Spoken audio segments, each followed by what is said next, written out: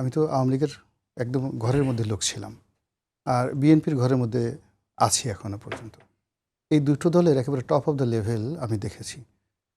তারেক রহমান সাহেব বা বেগম জিয়া আওয়ামী লীগ সম্পর্কে কী চিন্তা ভাবনা করেন সেটা আমি জানি। আর শেখ হাসিনা এই জিয়া পরিবার সম্পর্কে কী চিন্তা করে সেটাও আমি জানি। তো এখন তারেক রহমান সাহেব শেখ হাসিনা সম্পর্কে যদি ঘৃণা করেন 1%, শেখ হাসিনার ঘৃণা ছিল 100%, একদম 100%। আমি এটা সাক্ষ্য দিচ্ছি।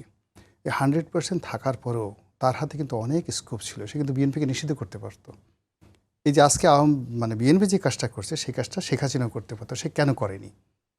তার কিন্তু জামাতের ব্যাপারে তার ভীষণ রকম অ্যালার্জি ছিল। জামাতকে সে এতটা ঘৃণা করত, জামাত আওয়ামী লীগকে যতটা ঘৃণা করে তার চেয়ে কোটি কোটি গুণ ঘৃণা করে শেখ হাসিনা। যদি শেখ হাসিনার সামনে অপশন দেওয়া হয় যে আপনি ইঁদুরের বিষ খেয়ে মারা যাবেন, গলায় দড়ি দিয়ে মারা যাবেন, আর বিনিময়ে যে আপনার চোখের সামনে জামাতের একজন বেঁচে থাকবেন, জামাতের একজন লোক প্রধানমন্ত্রী হবে, আপনি শুধু দেখবেন, আপনি শুধু বসে বসে দেখবেন, আর কিচ্ছু করতে হবে না। এই দুটো অপশনের মধ্যে শেখ হাসিনা আগে বলবে গিভ মি ইন্দুরের বিষ, আমাকে ইন্দুরের বিষ দাও, অথবা গলায় দড়ি দিয়ে আমি এখন মরে যাব।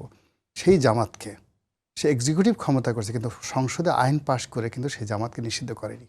এবং এটা হলো তার পলিটিক্যাল ম্যাচুরিটি। এই ম্যাচুরিটির কারণে কি হলো, সে যদি নিষিদ্ধ করতো তাহলে আজকে এই যে আমরা এই কথাগুলো বলতে পারতাম না যে জামাতকে, বিএনপিকে আওয়ামী লীগকে নিষিদ্ধ করা হয়েছে কেন। আগামীতে যদি আওয়ামী লীগ ফিরে আসার পরের দিন যদি জামাতকে, এনসিপিকে এবং বিএনপিকে নিষিদ্ধ করে, কথা বলতে পারবো আমরা? উই ক্যানট টক, বিকজ তাদের সাথে এই জিনিসগুলো করা হয়েছে। এই জিনিসগুলো আসলে আজিজ ভাই যেটা বললেন এটা ভালো না।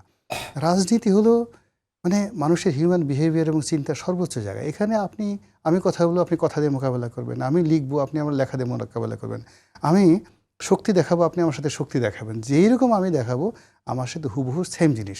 এখন আমি আপনার কাছে আসছি কলম নিয়ে, আপনি বললেন যে না রনি সাহেব আপনার কলম ভার্সেস আমার কোদাল দিয়ে আপনি আমার সাথে মারামারি করবেন, আমি কলম নিয়ে করছি। আমি আপনার সঙ্গে কথাবার্তা বলতেছি, আপনি বললেন যে আপনি কথা বলেন ভালো, আপনার কথা আছে, আমার তলোয়ার আছে, আমি তলোয়ার দিয়ে কথার জবাব দেবো। এটা রাজনীতি হয় না, এটা জঙ্গলের আইন বলা হয়।